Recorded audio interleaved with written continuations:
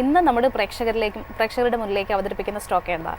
ഞാൻ ആക്ച്വലി ഇന്ന് സ്പോട്ട്ലൈറ്റ് സ്റ്റോക്സിൽ ഞാൻ ഉദ്ദേശിച്ച ഒരു കാര്യത്തിൽ ചില നല്ല കമ്പനികളെ ചില അൺയൂഷ്വൽ സർക്കംസ്റ്റൻസസിൽ അല്ലെങ്കിൽ അതിൻ്റെ ബിസിനസ് എൻവയോൺമെൻറ്റ് മോശമാണെങ്കിൽ കുറച്ച് ഡിപ്രസ്ഡ് ആയിട്ട് കിടക്കും. വളരെ ക്വാളിറ്റി കമ്പനീസ് അങ്ങനെയുള്ള മോശം സമയത്ത് നമുക്ക് മേടിക്കുകയാണെങ്കിൽ തീർച്ചയായിട്ടും ഇൻവെസ്റ്റേഴ്സിന് വലിയൊരു വെൽത്ത് ക്രിയേറ്റ് ചെയ്യാൻ പറ്റും. അങ്ങനത്തെ ഒരു തീമിലാണ് ഞാൻ എന്നൊരു സ്റ്റോക്ക് ഇൻക്ലൂഡ് ചെയ്യാനായിട്ട് നോക്കിയത്. അതിൽ തന്നെ എനിക്ക് മനസ്സിലായി, നമ്മൾ കഴിഞ്ഞ ദിവസം തന്നെ നമ്മൾ പറഞ്ഞിരുന്നല്ലോ, അതായത് നമ്മൾ ഈ സ്കൂൾ റീ ഓപ്പണിങ്ങിൻ്റെ സ്റ്റോക്സിനെ കുറിച്ച് നമ്മൾ പറഞ്ഞിരുന്നു. ബോംബെ ഡൈയിങ്, യൂണിഫോംസിൻ്റെ കാര്യം, ഷൂസ്, ബാറ്റ അല്ലെങ്കിൽ സ്റ്റേഷനറി ഒക്കെ നമ്മൾ പറഞ്ഞിരുന്നുണ്ട്. ഇത് അതേപോലെ സ്കൂൾ കുട്ടികൾക്ക് വേണ്ടിയുള്ള ഒരു ഗിഫ്റ്റാണ് ഈ സ്റ്റോക്ക് എന്ന് പറയുന്നത്. കാര്യം അവരാണ് ഇതിന്റെ മെയിൻ യൂസർ എന്നുള്ളതാണ്. കാര്യം അതുകൊണ്ട് ഇന്ന് അവർക്ക് സ്കൂൾ തുറക്കുന്ന ദിവസമാണല്ലോ, June 20th. അപ്പോൾ ആ കുരുന്നുകൾക്ക് June 2nd എന്ന് പറയുന്നത്. അപ്പോൾ ആ കുരുന്നുകൾക്ക് വേണ്ടിയിട്ടാണ് നമ്മൾ ഈ സ്റ്റോക്ക് ഡെഡിക്കേറ്റ് ചെയ്യുന്നത്, സ്പോട്ട്ലൈറ്റ് സ്റ്റോക്ക്. അത് വേറെ ഒന്നുമല്ല, അമ്യൂസ്മെന്റ് പാർക്കിലെ വലിയൊരു പ്ലെയറായ ഒരു ക്ലാസിക് കമ്പനിയായ കേരള കമ്പനിയായ വണ്ടർല റിസോർട്ട്സ്. അതാണ് നമ്മൾ ഇപ്രാവശ്യം സ്പോട്ട്ലൈറ്റിലേക്ക് കൊണ്ടുവരുന്ന ഒരു സ്റ്റോക്ക്. വളരെ നിഷായിട്ടുള്ള ബിസിനസ്സാണ്. അതിന് ലിസ്റ്റഡ് ഒരു കോമ്പറ്റീറ്റർ എന്ന് പറഞ്ഞാൽ ഇമാജിക്ക എന്ന് പറഞ്ഞാൽ വേറൊരു കമ്പനി മാത്രമേ ലിസ്റ്റഡ് ആയിട്ടുള്ളൂ. ബട്ട് ഈവൻ ദെൻ വേറൊരു ലീഗ് തന്നെയാണ് വണ്ടർല ഓപ്പറേറ്റ് ചെയ്യണമെന്നുള്ളത്. ഈ ബിസിനസിന്റെ ഒരു പ്രത്യേകത എന്ന് വെച്ചാൽ ഓരോ പാർക്ക് ഡെവലപ്പ് ചെയ്യാൻ വേണ്ടിയിട്ട് അവർക്ക് ഭയങ്കര വലിയ പൈസ ആവശ്യമുണ്ട്, ഹൈ ക്യാപെക്സ്. ബട്ട് അവിടെ ഈ വണ്ടർല എന്ന് പറയുന്ന കമ്പനിക്ക് 5 പൈസ ഡെപ്റ്റ് എന്ന് പറഞ്ഞാൽ മീനിങ് ഫുൾ ആയിട്ട് ഒരു ഡെപ്റ്റും അതിനില്ല എന്നുള്ള, അതിനെ ബോധർ ചെയ്യിക്കുന്ന ഡെപ്റ്റ് ഒന്നും അതിനില്ലാത്തത് കാരണം ഈ ഹൈ ക്യാപെക്സ് ഇൻഡസ്ട്രിയിൽ ഇതേപോലെ ഒരു കമ്പനി ഓപ്പറേറ്റ് ചെയ്യാന്ന് വളരെ ചുരുക്കം കമ്പനീസ് മാത്രമേ അതിൽ കാണുള്ളൂ എന്ന് പറഞ്ഞു. അപ്പോൾ അതാണ് ഈ കമ്പനിയുടെ പ്രത്യേകത എന്ന് പറയുന്നത്. ഇത് ഏതാണ്ട് എന്താ പറയുക, ഈ FY 26 നമ്മൾ ഈ Q1 ഉണ്ടല്ലോ, അതായത് മാർച്ചിൽ പരീക്ഷ കഴിഞ്ഞ് ഏപ്രിൽ, മെയ്, ജൂണിലാണ് ഇതിൽ ഏറ്റവും കൂടുതൽ അവർക്ക് റവന്യൂ കിട്ടുന്ന മാസം. നമുക്കറിയാമല്ലോ, അതായത് വെക്കേഷൻ, സമ്മർ ടൈം വെക്കേഷനാണ് ഇവർക്ക് ഏറ്റവും കൂടുതൽ വരുന്നത്. അപ്പം നമ്മൾ ഈ സ്കൂൾ റീ ഓപ്പണിങ്ങിൻ്റെ ഒരു തീമിൻ്റെ കൂടെ തന്നെ നമുക്ക് ഉൾപ്പെടുത്താം. ഏറ്റവും കൂടുതൽ അവിടെ പോകണമെന്ന് ആഗ്രഹിച്ച് കരയുന്നത് കംപ്ലീറ്റ് ഇന്ന് സ്കൂളിൽ പോകുന്ന കുട്ടികളായതുകൊണ്ടാണ്. ആ കുട്ടികൾക്ക് വേണ്ടി ഈ സ്റ്റോക്ക് നമ്മൾ ഡെഡിക്കേറ്റ് ചെയ്യുന്നുള്ള. ഇതിൻ്റെ മെയിൻ ലൈൻ ഓഫ് ബിസിനസ് എന്ന് പറഞ്ഞാൽ അമ്യൂസ്മെൻറ്റ് പാർക്കാണ് അവരുടെ മെയിൻ ലൈൻ ഓഫ് ബിസിനസ്. അതിൻ്റെ കൂടെ അവർക്ക് റിസോർട്ട്സ് ഉണ്ട്, ഹോട്ടൽസ് ഉണ്ട്. അതുകൂടാതെ തന്നെ അവർക്ക് ഈ പറയുന്ന പോലെ അമ്യൂസ്മെൻറ്റ് പാർക്കിലെ റെസ്റ്റോറൻറ്റ് ബിസിനസ്, അതായത് ഫുഡ് ബിസിനസ്, അവർക്ക് ഭയങ്കര നോൺ ടിക്കറ്റിംഗ് റവന്യൂസ് ഭയങ്കര രീതിയിൽ കിട്ടുന്ന ഒരു വെർട്ടിക്കലാണ് അവർ. അതുകൂടാതെ പാർക്കിങ്ങിൻ്റെ ഫീ, അഡ്വർടൈസ്മെൻറ്റ്, ഇങ്ങനത്തെ കുറേ റവന്യൂസ് കിട്ടും. ബട്ട് മെയിൻലി അമ്യൂസ്മെൻറ്റ് പാർക്കാണ് അവർക്കുള്ളതെന്നുള്ളതാണ്. 4 മേജർ അമ്യൂസ്മെൻറ്റ് പാർക്കുകളാണ് അവർക്കുള്ളത്. ഒന്ന് കൊച്ചി, രണ്ടാമത് ബാംഗ്ലൂർ, മൂന്നാമത് ഹൈദരാബാദ്, പിന്നെയുള്ള ഒരു ചെറിയൊരു ഭുവനേശ്വർ ഒറീസയിലുള്ളതാണ് വേറൊരെണ്ണം എന്ന് പറയുന്നത്. അവർ ചെന്നൈയിൽ സ്ഥലം മേടിച്ച് ഏതാണ്ട് ഈ കൊല്ലം അവസാനിക്കുമ്പോൾ, അതായത് എനിക്ക് തോന്നുന്നു ഒക്ടോബർ, നവംബർ, ഡിസംബർ ആകുമ്പോഴത്തേക്കും ചെന്നൈയിൽ ഒരു വലിയൊരു ഫെസിലിറ്റി അവർ തുടങ്ങുന്നുണ്ടെന്നുള്ളതാണ്. അപ്പം നമ്മുടെ ഈ സ്റ്റോക്കിൻ്റെ പ്രത്യേകത വെച്ചാൽ ഭുവനേശ്വറും ചെന്നൈയും ഈ കൊല്ലം അവരുടെ റവന്യൂയിലേക്ക് ആഡ് ചെയ്ത് വരും. ഇപ്പോൾ കോൺട്രിബ്യൂട്ട് ചെയ്യണം മെയിൻലി കൊച്ചിൻ, ബാംഗ്ലൂർ ആൻഡ് ഹൈദരാബാദ് ആണെന്നുള്ളതാണ്. അടുത്ത കാലത്ത് ഈ കമ്പനി ഉണ്ടല്ലോ, അതായത് 2024 ഡിസംബറിൽ അവർ കുറച്ച് ഫണ്ട് റേസ് ചെയ്തു. കുറച്ച് ഒരു 500 കോടി 540 കോടിയോളം അവർ ഫണ്ട് റേസ് ചെയ്തു ഒരു QIP കൂടെ. അപ്പോൾ ഏതാണ്ട് അത് ബാലൻസ് ഷീറ്റിൽ കിടക്കുകയാണ് ഇപ്പോഴും, മനസ്സിലായോ? അപ്പോൾ അവർക്ക് ഇനി വേണമെങ്കിലും വരും ഇയേഴ്സിൽ വേണമെങ്കിൽ 1 or 2 പുതിയ അമ്യൂസ്മെൻറ്റ് പാർക്ക് ഈ ചെന്നൈ അല്ലാതെ തന്നെ കൊണ്ടുവരാനുള്ള ക്യാഷ് അവരുടെ കയ്യിലുണ്ട് എന്നുള്ളതാണ് അതിനകത്തുള്ളൊരു പ്രത്യേകത. കാര്യം ഇതിൻ്റെ ഗ്രോത്ത് അവർ എത്രത്തോളം പുതിയ പാർക്ക് സ്കെയിലപ്പ് ചെയ്യും എന്നുള്ളതാണ്. പിന്നെ ഇതിൻ്റെ ഇവരുടെ ഒരു രീതി എന്താണെന്ന് വെച്ചാൽ, എക്സിസ്റ്റിംഗ് അമ്യൂസ്മെൻറ്റ് പാർക്കുകൾ ഉണ്ടല്ലോ, നമ്മൾ ബാംഗ്ലൂർ, ഹൈദരാബാദ്, കൊച്ചിയിലൊക്കെ പറഞ്ഞു, അവിടെ തന്നെ അവർ പുതിയ റൈഡുകൾ ഇൻസ്റ്റാൾ ചെയ്യും. അപ്പം നമ്മൾ ഒരു പ്രാവശ്യം വന്നു പോയവർക്ക് അടുത്ത കൊല്ലവും വരാനുള്ള ഒരു ഇൻസെൻറ്റീവാണ്. അതായത് വെറും ഒരു പ്രാവശ്യം പോയിട്ട് ഞങ്ങൾ വണ്ടർലായിൽ പോയി കഴിഞ്ഞു എന്ന് നമുക്ക് പറയാൻ പറ്റില്ല. അതായത് അങ്ങോട്ടും ഇങ്ങോട്ടും കുട്ടികൾ ചോദിക്കുന്നത് ഇന്ന റൈഡ് യൂസ് ചെയ്തിട്ടുണ്ടോ എന്ന് പുതിയ എന്താ പറയുക സ്കൂൾ അധ്യയന വർഷം ചോദിക്കുമ്പോൾ ഇല്ല എന്ന് പറയുമ്പോൾ ഞാനത് ഈ സമ്മറിൽ പോയിരുന്നു എന്ന് പറയുമ്പോൾ ആ ഒരു ഗ്രോത്തും കൂടെ ഇതിനകത്ത് കിട്ടുന്നുണ്ടോ എന്ന് അതിനകത്ത് ഇമ്പോർട്ടൻ്റ് ആയിട്ടൊക്കെ.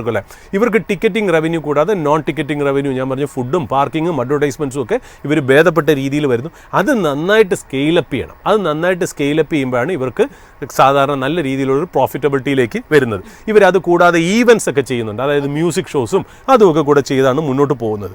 ഇവരുടെ മാർജിൻസ് ഉണ്ടല്ലോ, അതായത് മാർജിൻസ് 2022 17%.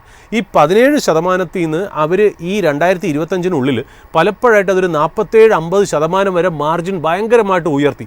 ബട്ട് 2025 ആയപ്പോൾ അത് 47-50 എന്നുള്ള ലെവലുകളിൽ നിന്ന് ഏതാണ്ട് 32 കുറഞ്ഞു. അതായത് Q4 റിസൾട്ട് എന്ന് പറഞ്ഞാൽ വളരെ മോശമായിരുന്നു ഇവർക്ക്. അതായത് മാർജിൻ ഏതാണ്ട് 32% നിന്ന് ഏതാണ്ട് 20% കുറഞ്ഞു. സെയിൽസ് ഒരു 3% കുറഞ്ഞു. നെറ്റ് പ്രോഫിറ്റ് ഒരു 51% കുറഞ്ഞു. അതായത് അവരുടെ മാർജിൻ ഭയങ്കരമായിട്ട് ഡിപ്പ് ചെയ്തത് ആ കമ്പനിക്ക് ഈ പറഞ്ഞ പോലെ റിസൾട്ട്സ് മോശമായിട്ട് കൊണ്ടുവന്നു.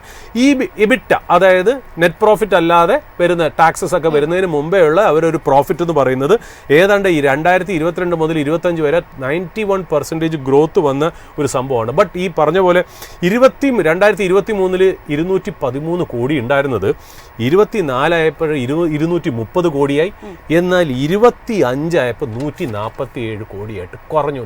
അതായത് 2022 23 ഇവർക്ക് 2022 ആയിരുന്നു കേട്ടോ, കോവിഡിന് ശേഷം ഒരു റിവഞ്ച് ടൂറിസം വന്ന പോലെ ഭയങ്കര ആ ഹയർ ബേസിൽ നിന്ന് താഴേക്ക് വന്നതാണ് ഈ സ്റ്റോക്കിന് നെഗറ്റീവായിട്ട് വന്നത്. അതുകൊണ്ട് ഏതാണ്ട് 52 വീക്ക് ലോ ഉണ്ട്, അവിടെയാണ് ഒന്ന് ട്രേഡ് ചെയ്യണത് എന്നുള്ളതാണ് അതിനകത്തുള്ള. അതായത് അവരുടെ നമ്പേഴ്സും ലോ ആണ്, സ്റ്റോക്ക് പ്രൈസും ലോ ആയിട്ട് കിടക്കുകയാണ്, ഡിപ്രസ്ഡ് ആയിട്ട് ടെമ്പററി കിടക്കുകയാണ്. കാര്യം ലാസ്റ്റ് 2 ഇയേഴ്സ് അവർക്ക് നല്ല രീതിയിൽ സ്കെയിൽ അപ്പ് ചെയ്യാൻ പറ്റിയില്ല എന്നുള്ളതാണ്. ഈ കമ്പനിയുടെ ഇക്വിറ്റി അല്ലെങ്കിൽ ഇപ്പോൾ നെറ്റ്വർത്ത് നോക്കുകയാണെങ്കിൽ 2024 1094 കോടിയായിരുന്നു, ഇപ്പോൾ ഏതാണ്ട് 2024 1724 കോടിയായി. കാരണം ഈ പറഞ്ഞ പോലെ നമ്മൾ പറഞ്ഞില്ല 540 കോടിയുടെ ഒരു ഫണ്ട് റേസിംഗ് കൂടെ വന്നത് കാരണം ഇക്വിറ്റി ക്യാപിറ്റൽ ഇൻക്രീസ് ചെയ്തിട്ടുണ്ടെന്നുള്ളത് ക്യാഷ്. അതാണ് അതിനകത്ത് രസമായിട്ടുള്ള കാര്യം. 2024 124 കോടിയായിരുന്നു, ഇപ്പോൾ ഈ 500 കോടിയും കൂടെ റേസ് ചെയ്ത് 540 കോടി. അതുകൊണ്ട് ഇപ്പോഴത്തെ അവരുടെ ക്യാഷ് ബാലൻസ് ഏതാണ്ട് 420 കോടി ഇൻ ടോട്ടലായിട്ട് അവർക്ക് ക്യാഷ് ബാലൻസ് ഉണ്ട്. അപ്പോൾ ഇനഫ് മണി അവരുടെ കിറ്റിയിലുണ്ട്. ഇനി നന്നായിട്ടൊന്ന് സ്കെയിൽ അപ്പ് ചെയ്താൽ നമുക്ക് ഇതിൻ്റെ പ്രൊമോട്ടർ അറിയാലോ, വി ഗാർഡ് ചിറ്റിലപ്പള്ളി ഗ്രൂപ്പാണ്. കൊച്ചി ജോസഫ് ചിറ്റിലപ്പള്ളിയുടെ മകനായ അരുൺ ചിറ്റിലപ്പള്ളിയാണ് ഇത് മാനേജ് ചെയ്യണമെന്നുള്ളത്. അതുകൊണ്ട് മാനേജ്മെൻറ്റിൻ്റെ കാര്യത്തിൽ യാതൊരു രീതിയിലും നമുക്ക് സങ്കടപ്പെടാനില്ല എന്നുള്ളതാണ്. 4000 കോടി മാർക്കറ്റ് ക്യാപ്പാണ് ഈ കമ്പനി. അപ്പം നമ്മൾ പറഞ്ഞു വെക്കാറുണ്ട് 4000 കോടി എന്ന് വെച്ചാൽ എന്താ, ഈ പൈസ കൊണ്ടുവന്ന് ചിറ്റിലപ്പള്ളി ഫാമിലിക്ക് കൊടുക്കുകയാണെങ്കിൽ market price multiplied by total number of shares അനുസരിച്ച് 4000 കോടിക്ക് നമുക്കിത് കിട്ടണം. ആ 4000 കോടി കിട്ടുമ്പോൾ അതിൽ 400 കോടിയും ക്യാഷാണ്, 10% ക്യാഷാണ് ആ കമ്പനിയുടെ ബാലൻസ് ഷീറ്റിൽ നിന്നുള്ളതാണ്. അതിൻ്റെ ഫുഡ് ഫോൾസ് നോക്കുകയാണെങ്കിൽ അവർക്ക് ഏറ്റവും കൂടുതൽ ഫുഡ് ഫോൾ വീണിരിക്കുന്നത് ഈ പറഞ്ഞ പോലെ ബാംഗ്ലൂരിലാണ്, രണ്ടാമത് ഹൈദരാബാദാണ്, അത് കഴിഞ്ഞാണ് കൊച്ചി എന്ന് പറയുന്നത്. ഭുവനേശ്വർ ആയി തന്നെ വരണം, ഒരു 6% ഒക്കെ ആയിട്ടുള്ളൂ എന്നുള്ളതാണ്.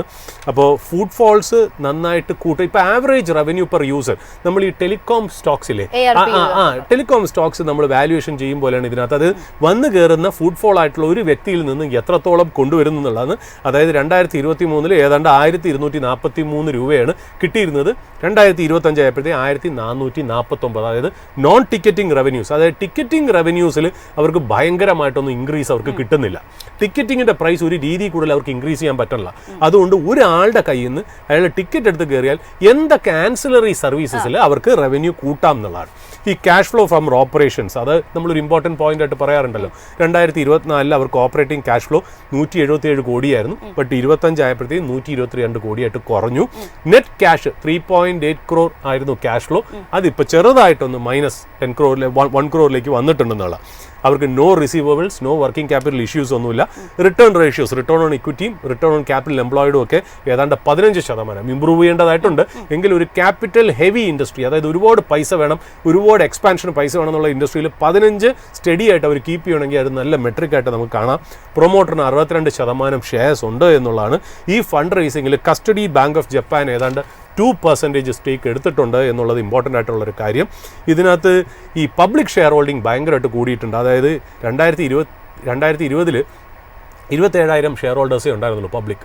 അതിപ്പോൾ 25 ആയപ്പോഴത്തേക്കും ഏതാണ്ട് 58,000 ഷെയർ ഹോൾഡേഴ്സ്. അതായത് ഒരുപാട് റെക്കമെൻഡേഷൻ, ഒരുപാട് എക്സ്പെക്റ്റേഷനിൽ ഈ പറയുന്ന പോലെ സാധാ റീറ്റെയിൽ ഷെയർ ഹോൾഡേഴ്സ് ഒരുപാട് കയറിയിട്ടുണ്ട് എന്നുള്ളത് ഒന്ന് സൂക്ഷിക്കേണ്ട കാര്യമുണ്ട്. 6 months ആയിട്ട് ഈ സ്റ്റോക്ക് 23% അണ്ടർ പെർഫോമിംഗ് ആണ്, നെഗറ്റീവ് പെർഫോമൻസ് ആണ്. ഒരു കൊല്ലത്തേക്ക് നോക്കുകയാണെങ്കിൽ 10% ഡൗൺ ആണ്. ബട്ട് ലാസ്റ്റ് 5 ഇയേഴ്സിൽ 450% ഗ്രോത്ത് കോവിഡിന് ശേഷം സ്റ്റോക്ക് തന്നാണ്. ഇതിൻ്റെ വാല്യുവേഷൻ നമ്മൾ നോക്കുകയാണെങ്കിൽ ഇമാജിക്ക ട്രേഡ് ചെയ്യണത് ട്രെയിലിംഗ് 12 months ഇതുവരെ കൊണ്ടുവന്ന റിസൾട്ടിൻ്റെ PE വെച്ച് നോക്കുകയാണെങ്കിൽ അവർ ട്രേഡ് ചെയ്യണത് 47 PE-ലാണെങ്കിൽ കമ്പാരിറ്റീവ്ലി ലെസ്സർ PE-ലാണ് ഈ വണ്ടർല ട്രേഡ് ചെയ്യണത്. ഏതാണ്ട് 35 PE-ലാണ് അത് ട്രേഡ് ചെയ്യണമെന്നുള്ള. ഇപ്പോൾ റിലേറ്റീവ് ബേസിസിൽ ഈ പറയുന്ന പോലെ ചീപ്പാണ് ഈ Wonderla. But even then 35 PE command ചെയ്യണമെന്നുണ്ടെങ്കിൽ ഭേദപ്പെട്ട ഗ്രോത്ത് കൊണ്ടുവരാം. ഈ ഗ്രോത്ത് പോരാന്നുള്ളതാണ്. അവരൊരു ഗൈഡൻസ് കൺസർവേറ്റീവായിട്ട് 5 to 10% ഈ അരുൺ ചിറ്റിലപ്പള്ളി ഒരു മാനേജ്മെൻറ്റ് ഗൈഡൻസ് ആയിട്ട് കൊടുത്തിട്ടുണ്ട്. ഭുവനേശ്വർ സ്ട്രീമിലേക്ക് വരും, ചെന്നൈയും സ്ട്രീമിലേക്ക് വരും. ഇവർ മാനേജ്മെൻറ്റ് ഗൈഡൻസ് എപ്പോഴും 5 to 10% വളരെ കൺസർവേറ്റീവായിട്ട് ഇവർ കൊടുക്കുന്നത്. ബട്ട് ഗ്രോത്ത് ഗൈഡ് ചെയ്തു എന്നുള്ളതാണ് അതിനകത്തുള്ള ഇമ്പോർട്ടൻ്റ് ആയിട്ടുള്ള പോയിന്റ്. അപ്പോൾ ഒരു ഇൻഫ്ലക്ഷൻ പോയിന്റിലാണ് നമ്മുടെ വണ്ടർല സ്റ്റോക്ക് ഇരിക്കുന്നത്. ഓഫ് കോഴ്സ് അതൊരു ചീപ്പല്ല, കമ്പാരിറ്റീവ് ടു ഇമാജിക്ക അത് ട്രേഡ് ചെയ്യുന്നത് ചീപ്പാണെങ്കിൽ പോലും ഈ ഗ്രോത്ത് സസ്റ്റെയിൻ ചെയ്യണം എന്നുള്ളതാണ് നല്ല ഒരു സ്റ്റോക്കാണ്, നല്ലൊരു ബിസിനസ്സാണ്, ഫാബുലസ് പ്രൊമോട്ടറാണ്, നല്ല രീതിയിൽ അതിൻ്റെ കറക്ഷനൊക്കെ കഴിഞ്ഞ് നിൽക്കുന്നതായിട്ടാണ് അത് കാണപ്പെടുന്നത് എന്നുള്ളത്. ഇത് നമ്മൾ സ്പോട്ട്ലൈറ്റിലൂടെ ഇന്ന് സ്കൂൾ തുറക്കുന്ന എല്ലാ വിദ്യാർത്ഥികൾക്കും വേണ്ടി ഒരു സ്പോട്ട്ലൈറ്റ് സ്റ്റോക്കായിട്ട് നമ്മളിത് ഗിഫ്റ്റ് ചെയ്യുന്നു, ഡെഡിക്കേറ്റ് ചെയ്യുന്നുള്ളത് പറഞ്ഞു വയ്ക്കുന്നു.